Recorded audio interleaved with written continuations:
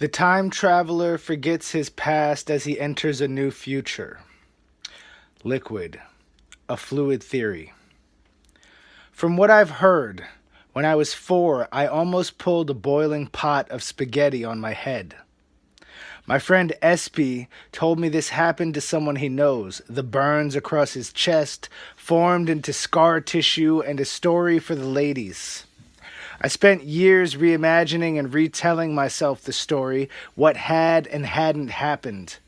I reached up toward our stove, grasped the pot handle, stumbled. Water and steam tumble into the fire, which flares up and slaps down on me, collapsed to the floor. Hot metal, scalding water, half-cooked spaghetti, and the burned boy. Bill came in, just in time to stop me. Baraka, no. He sat me down at the table and told me a story, then set the table and called my mother in for dinner, where they spoke about the office and the lawyers each had suffered through. It must have been the Tesseract from A Wrinkle in Time which later allowed me to navigate a route back through that story, entrance to a new saga, out from the distant stories of my father and kidnapping, a door cracking on its hinges, with Terry on the other side and his screams for my mother to let him in. Locks, padlocks, hinges braced, locks I didn't know the name of, closing our apartment door even as no one was trying to get in.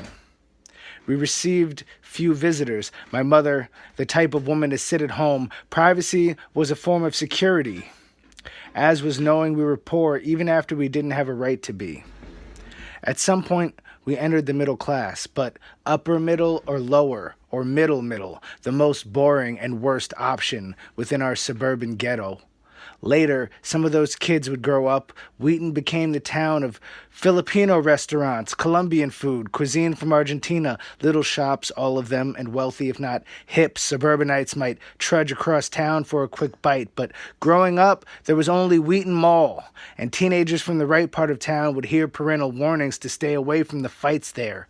Once a boy was murdered in Pumphrey's Park for his jacket and his shoes, so people said. They changed the name.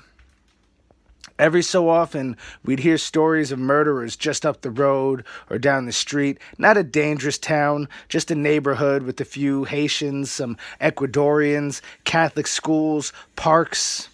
I came to Catholic school in the 3rd grade. It was years before I had a black girl in my class.